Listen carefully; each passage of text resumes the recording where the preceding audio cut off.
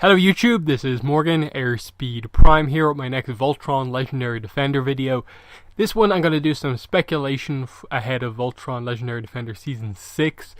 I suppose technically it's more of like my thoughts and speculation on a lot of the kind of big Season 5 progressions, which seem to set up at least some stuff that Season 6 could cover.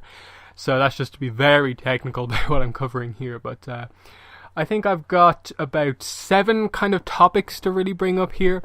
And of course, if you want me to cover more stuff, definitely leave me some suggestion comments in the comments below, and I'll try and make a Voltron discussion video on them if I think I can talk enough about them. But let's get straight into this first topic here, and that is KROLIA and Keith, or Keith and his mother.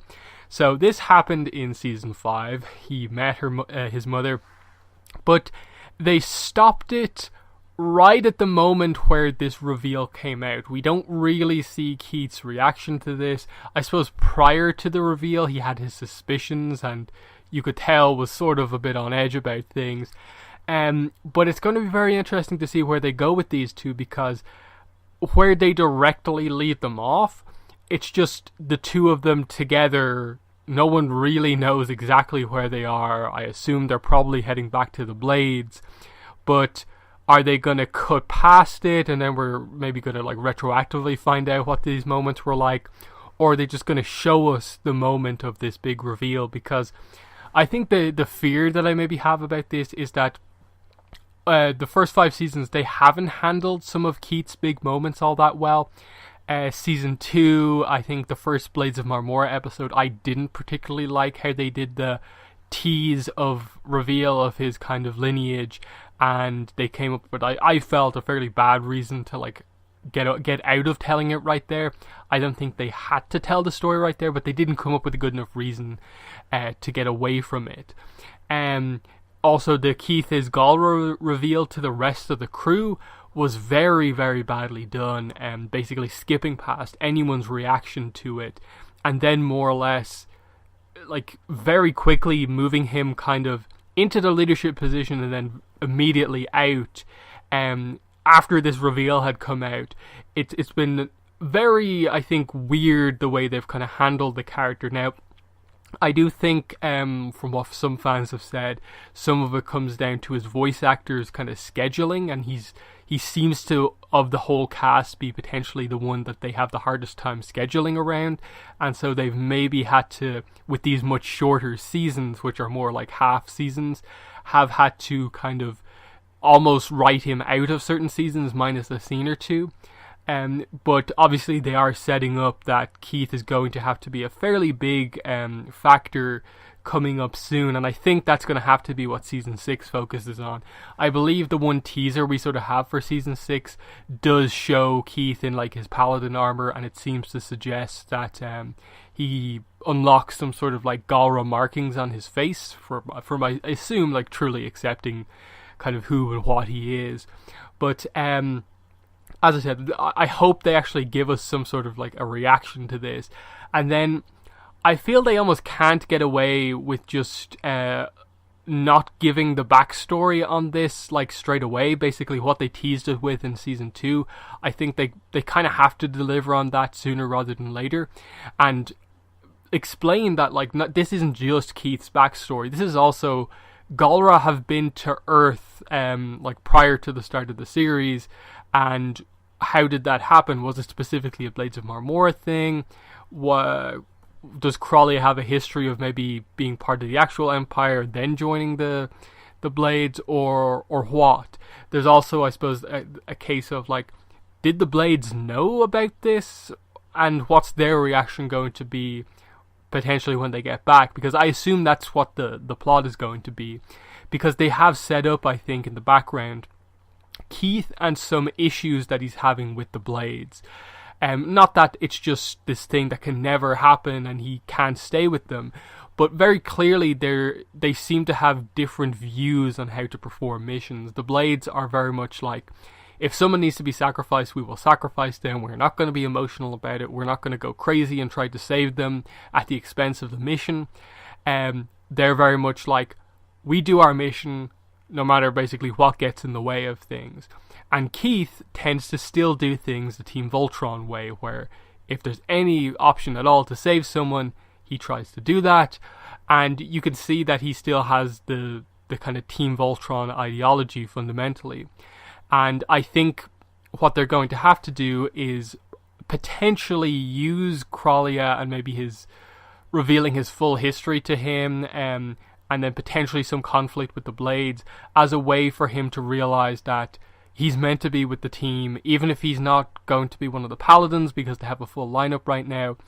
He needs to be with the team to support them, and his willingness to accept that, I suppose, in a way could showcase him as a better leader, that he's willing to accept being part of the team, while potentially being able to accept that there's no specific place for him.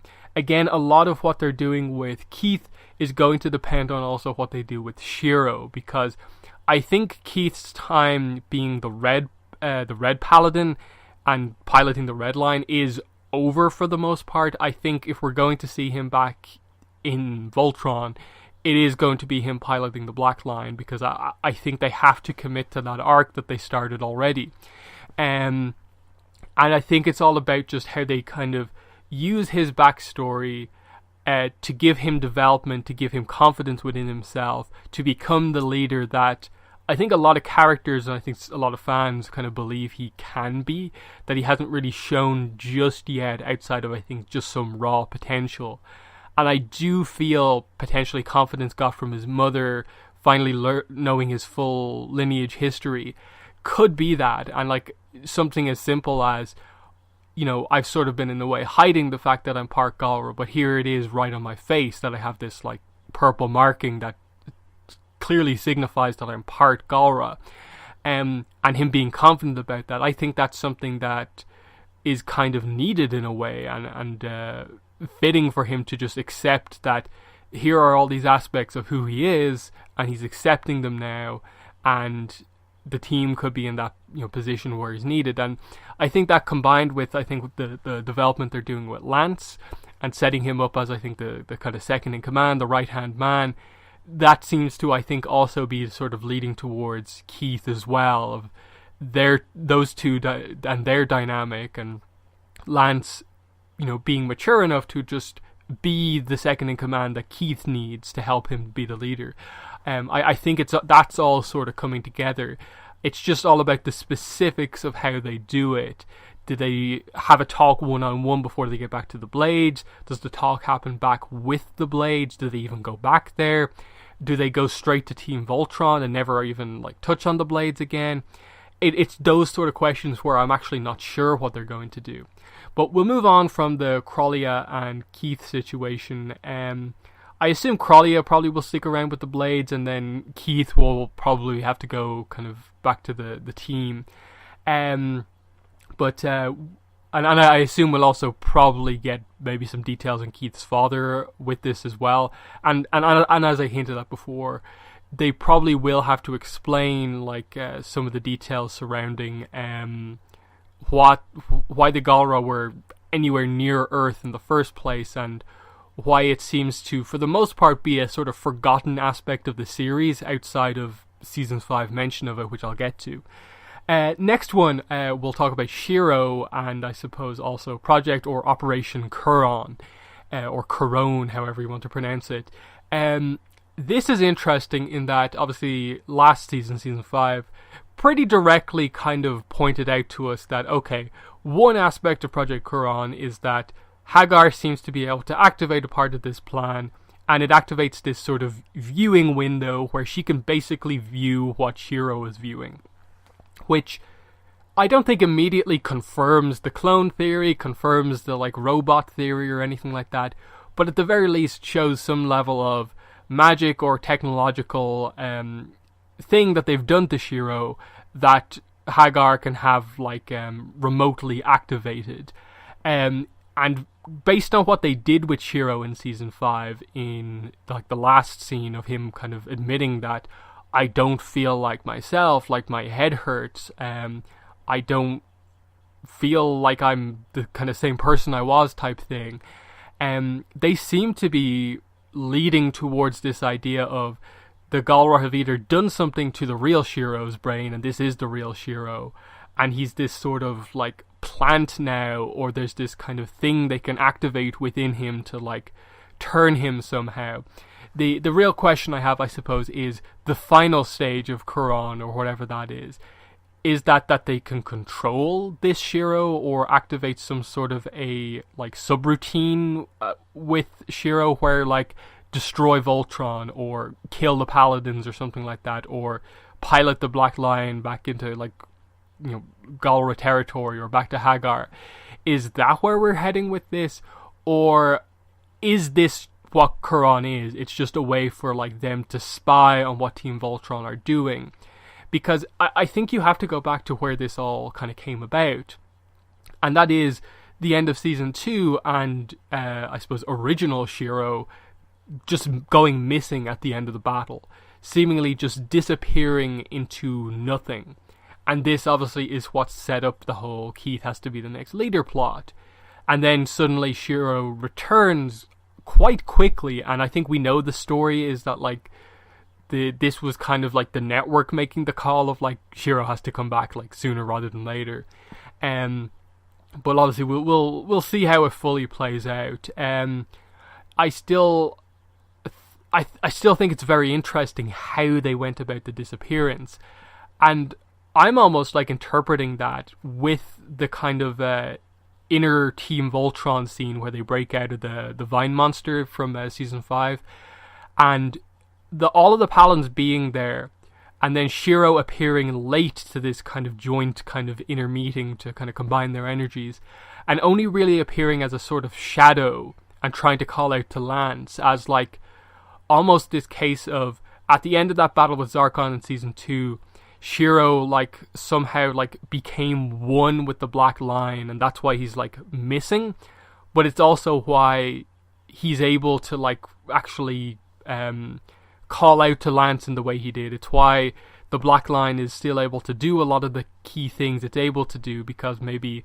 to some degree it's not just the Black Line making these decisions, but also the real Shiro there. So I don't really know if I like fully commit to that theory, but it feels like there's a big explanation that they have to go into about, is the Shiro we have right now the one from the start of the series, or is this a clone or a robot or whatever? They also have to explain, I suppose, the timeline of events, because technically this means that the Galra had like sort of captured Shiro twice in a way.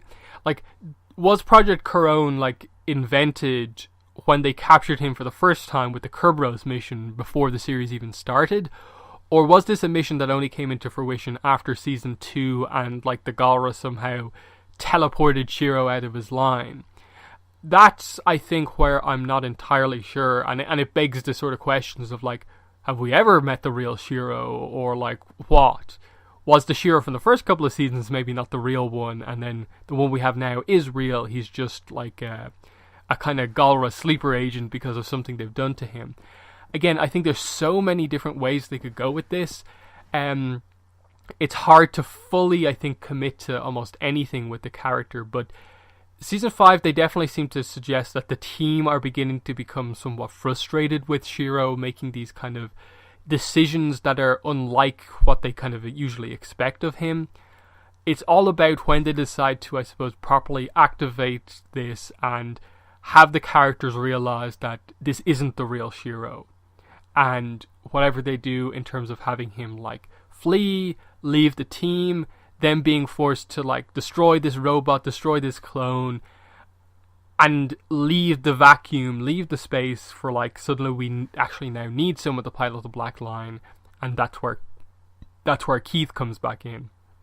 I think this is where a lot of these plots suddenly kind of need to align, in that I think Keith has to have that kind of accepting his role as the leader of Voltron in the kind of hour of need as like the big moment of his arc. It's just Shiro's arc to actually vacate that position seems just as complex, and I don't really know how they fully commit to that. in that, like, I think some people have maybe speculated that maybe LOTOR will be the one to realize that there's something up here, and he's the one to maybe very quickly take out LOTOR because of how he and take out SHIRO, because of how he so quickly took out Narti the second she was revealed to be like a window basically back to Hagar, which is exactly what like Hagar seems to be doing with SHIRO right now. So him doing that again seems like something they could do. And if they're going to tease any sort of a like issue with like LOTOR and the rest of the group, LOTOR and ALLURA, that could be another way to like have doubts come into mind that like you killed SHIRO.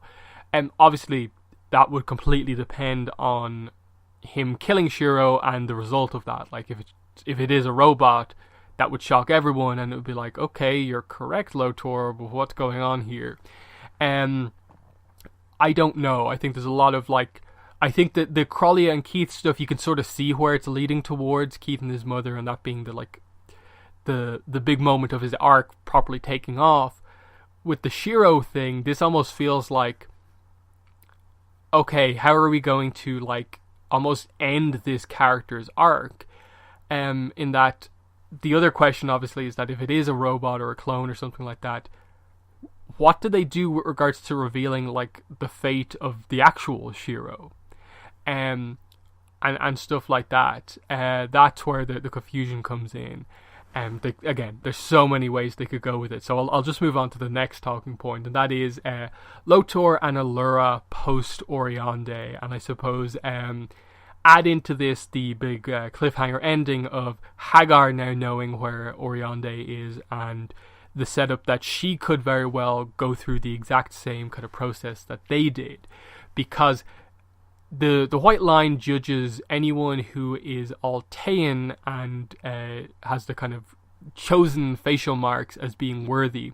We don't know if she's worthy yet, so it'll be interesting to see when she arrives on the scene if her Altean marks are glowing again. And another part of this that's going to be important is the timing.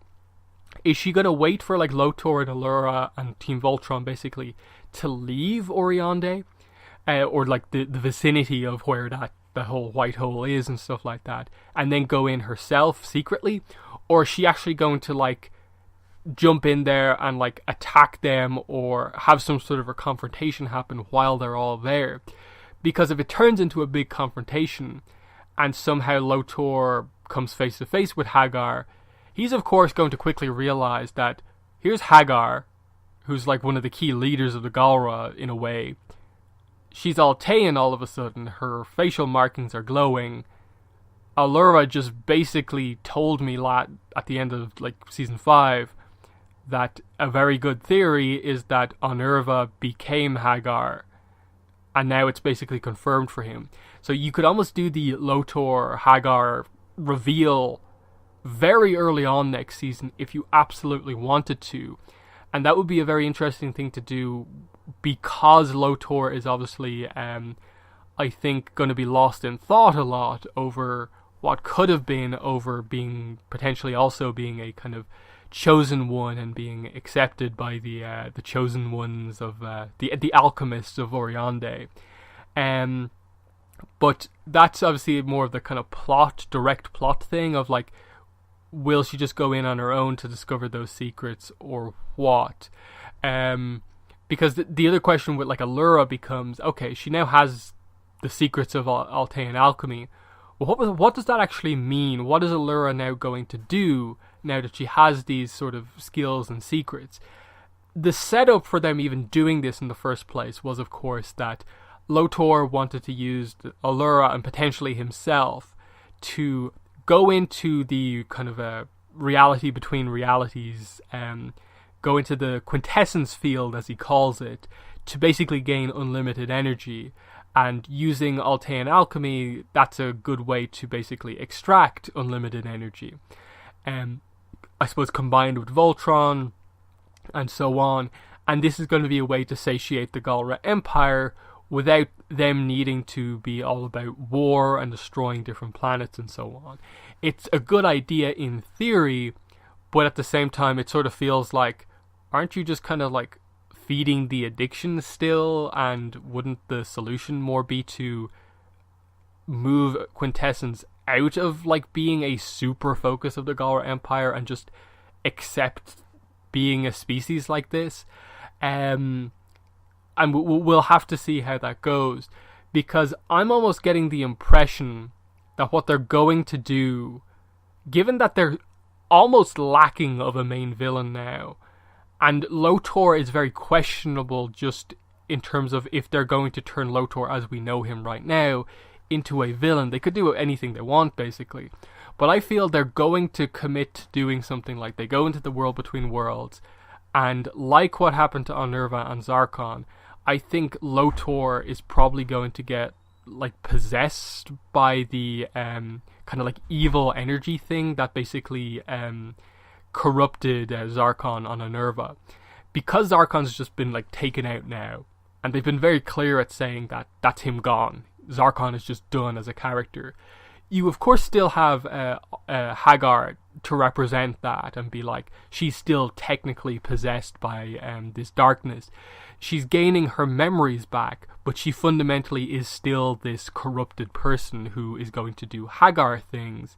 She just happens to now know Unnerva things about herself. Whereas LOTOR being corrupted would give a reason for him to potentially team up with Hagar as like this kind of mother-daughter, mother-son team, and make him suddenly the big villain. And with whatever they do with Shiro and then Keith coming into play, Keith LOTOR feels like some sort of a big fight you could do down the line once you've I think dealt with all the Shiro stuff that you need to do. Now, I don't know how confident I am really about the theory of like LOTOR becoming possessed by the same energy, but I feel dealing with that kind of evil quintessence energy thing has to be something they deal with in the series as it goes forward, because it was so essential to the past in terms of what corrupted Unnerva and Zarkon in the first place, that it feels like it's something you have to come back to. Other than that, I suppose directly with the situation that we have right now, let's ignore the fact that Hagar is coming. Allura passed her test, LOTOR failed his. He's acting very like kind of magnanimous about it, like, you know, the trip was for her, it doesn't matter that I didn't gain anything out of it, we're allies now, Allura is going to use her new powers to help me.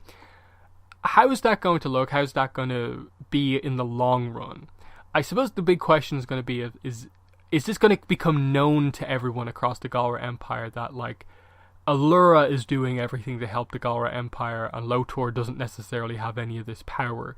The Galra Empire are basically just getting what they need because they're getting help from like an Altean.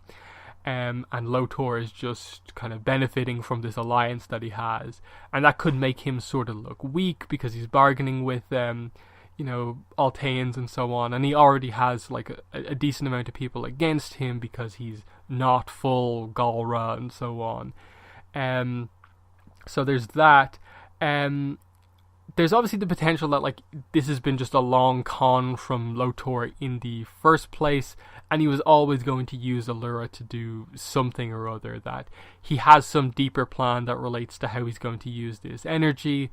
And I suppose once they come to actually try and harvest it, we'll see exactly how that plays out. The other thing could potentially be, obviously a lot of people have brought up the idea of a sixth lion now that we've had the, I suppose, spirit of the white lion in a way introduced, and sort of all the kind of pieces needed for making a Voltron line now presented to us.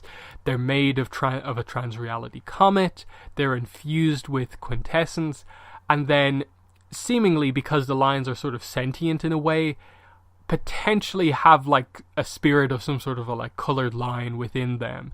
And now they've sort of set up that, the only line left is this white one. Allura now has the same skills as Alfor. They have trans-reality comet ships, not yet infused with quintessence, not having any sort of sentient line aspect to them. What if Allura basically turned LOTOR's two ships that he's made already from the previous seasons into another line, and they could do something with that. But I think that's more of a, like, oh, here's a white line, let's connect all the dots all of a sudden, when I think the white line seems very specific in its role, and the whole sentient line spirit thing could just be another aspect of Altean alchemy and its potentially ability to, like, create life out of nothing in a way. So that could just be like an inspiration, where, like, the fact that Alfor made lion ships basically just came from his experiences with passing the test himself and the white line, and that being an influence on him. I think that's probably more of the way we are meant to interpret it. But we'll move on. The next one I have is more about the other Galra Empire, not LOTOR and his alliance with ALLURA and Team Voltron. And after the KRAL ZERA, it seems like they killed off or took out of the picture, in terms of took out of power, almost all of the key players. They got rid of all of them in some way, in regards to, like, okay, RANVEIGS was killed by SEMDAK. SEMDAK took over the Quartermaster guy's fleet. Trug was killed by RANVEIGS' special weapon, as we saw. Trug seemingly killed Ladnock up in space. Oxia and Keith took out Gnock, I think it was, on the surface, but she's probably still alive. Hagar killed one of the other guys, that commander, something or other, the guy who tried to, like, assassinate her. She took him out, which means that SEMDAK seems to be the only, like, notable like, character out there who is opposing LOTOR, and he now seems to have the Quartermaster's fleet to himself. And they set up the fact that the Quartermaster's fleet was, like, the best, because he himself was not a strong warrior, but his organization and how well his fleet was always what won him his battles. And now SEMDAK's in control of that fleet, so that seems like a very complete kind of organization there. So if there is some sort of a, like, big kind of threat from the Galra rebels in a way, SEMDAK seems like a pretty solid villain to actually have now, because SHIRO obviously has a bit of a rivalry with SEMDAK, and that could be a cool way to potentially show of, like, when those two come to meet again, if SHIRO reacts to it at all or not, in terms of, like, do they have the same memories. And then it would be cool if, like, SEMDAK is just kind of like, you're not the person I fought before, you're different than him. They could do some cool stuff if they do that. I don't know how much they're going to commit to that being an actual rivalry, or if that's me just reading into it a little bit too much. But for sure, actually, I like the return of SEMDAK and making him a big threat. It'll all depend on, I suppose, how organized he is and what he's actually trying to accomplish, if anything. Next up, Lance and his kind of transition, I suppose, into seemingly being, like, second in command of Voltron in a way, and setting him up to be the next Alfor, the right-hand man role. And this has been something they've been slowly doing over the last couple of seasons, giving him the red line and him coming to master that. What they did this season with, I suppose, his discussions with SHIRO, as well as him gaining the Altean broadsword kind of upgrade for his Bayard, and kind of ALLURA giving him the big pep talk about, like, you have greatness within you, now you have the sword to sort of prove that. It seems like they've all but put him in the role of, like, he is the perfect second in command. He's the kind of glue that in a way keeps the team working together. He's not the military commander that the group overall needs as its main leader. That's what SHIRO is right now, and I think what Keith has the ability to become. Right now, SHIRO, I suppose original SHIRO in a way, like, didn't necessarily even need a second in command. Once the team was working for him, he was that good of a leader. SHIRO now, I think, needs Lance almost to kind of go against some of his ideas and be that sort of a more forceful number 2. Keith, I think, just for his confidence as a leader, needs someone like Lance to kind of back up some of his plans. So that'll be, I think, a cool thing to see as that develops. But again, I question how much development they can do with Lance in a way until they commit to resolving the SHIRO arc. And I don't know how far away that is. Again, they could take whole seasons to get to that. So I like this as a kind of, we're kind of doing it slowly. It's not like Lance is getting a 3-episode arc here, but they're setting up that he seems to be the one who, if there is any reveal with SHIRO, he's probably going to get it first, and there'll be a lot of responsibility on him on how he breaks that to the team and how they tackle whatever revelation Lance potentially gets. So you can sort of see like a moment for them to like suddenly be like, now Lance is very important because SHIRO's just revealed this key information to him. Next talking point, RANVEIGS' special weapon, his living weapon that we get here, who takes out Trug, and KROLIA reveals some of the details on this thing, that it seems to be I'm a little unsure about the full details on this, but it's like RANVEIG intercepted a shipment of like very, very powerful quintessence, and it had a reaction on some sort of a living being that like turned it into this crazy weapon living being thing. It feels a little bit like the corruption stuff that happened to Hagar and Zarkon, but maybe on a slightly lower level. But it's like super quintessence has like corrupted some sort of a kind of biological kind of weapon type thing, and it seems to be sort of unstoppable, that it made like someone like Trug, who was presented as being this very tough Galra commander, makes her like scream and seemingly just be immediately like taken out. I don't know how they're necessarily going to get to this as like a fight for Team Voltron, because one, it didn't seem overly like big. Again, we didn't see it all that much, but it seemed more like a kind of Galra, kind of slightly bigger than human sized thing, not a like Robeast Voltron sized opponent. That said, if it's as powerful as they're sort of setting it up, it'd also be cool if they were forced to have a battle of like Voltron versus a fairly small kind of combatant. That would make for a pretty unique battle. Or if it forced the Paladins to actually have to, on the ground, have a pretty big battle against a kind of smaller opponent. That could be cool too. I suppose my question really about it is them maybe tackling this beast or whatever it is, the reason why potentially Keith and KROLIA will have to reunite with Team Voltron, because she's the only one who knows about the weapon and maybe how to defeat it. That could be a cool way to link both groups up again.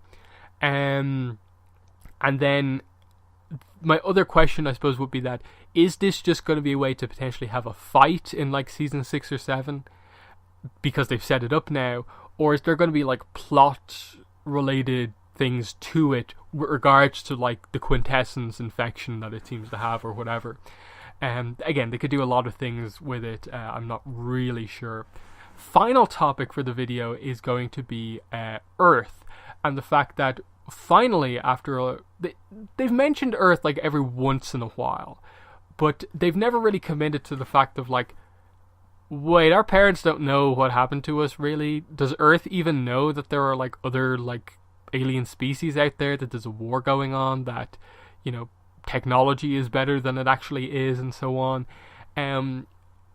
Season 5 actually helped to answer a lot of that with the fact that Sam Holt is going back to Earth to kind of inform Earth of all these advancements, and that we need to get our technology going pronto.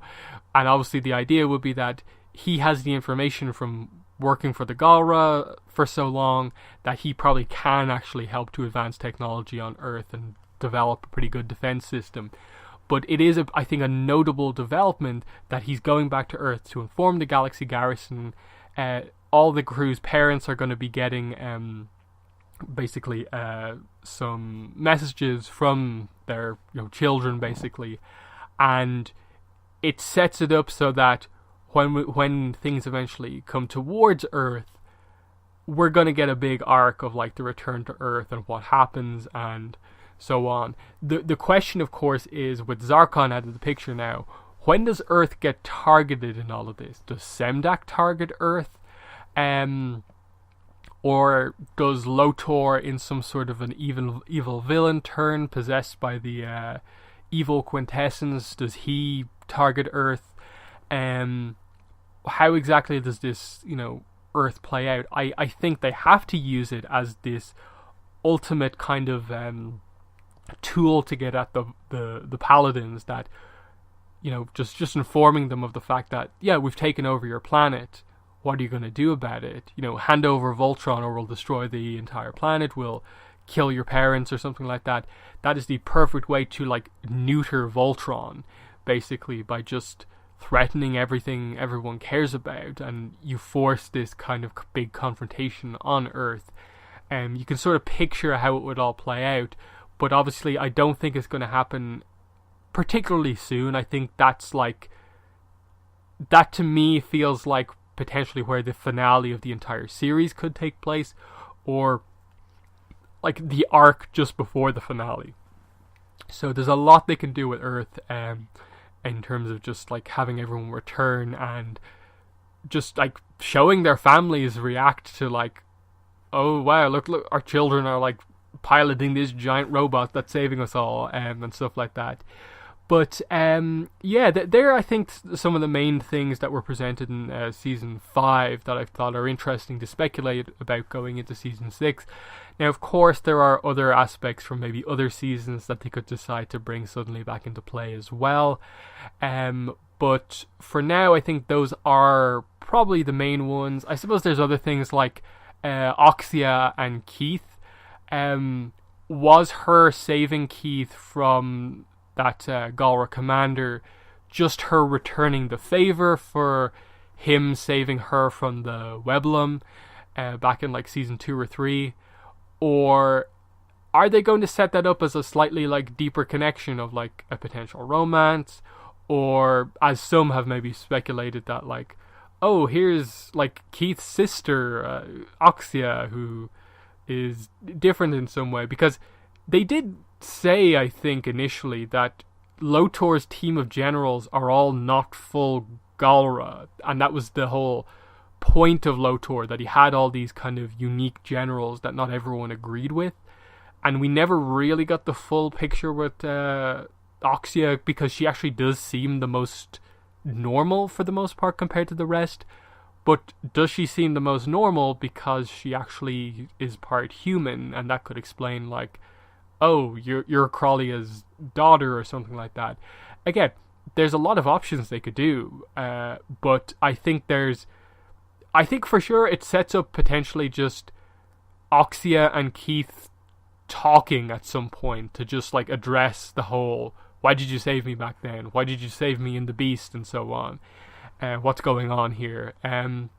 So there's little bits and pieces like that. I suppose very quickly on the LOTOR ALLURA thing, I kind of forgot to talk about again the romance of like, people are starting to ship this quite heavily after the last couple of episodes. Will they lean into this in the upcoming seasons as like potentially one aspect of why ALLURA is starting to trust LOTOR a lot is because she's starting to potentially fall for him and very much listen to what he's saying, and that's kind of maybe distracting her from seeing some of the other things he's doing.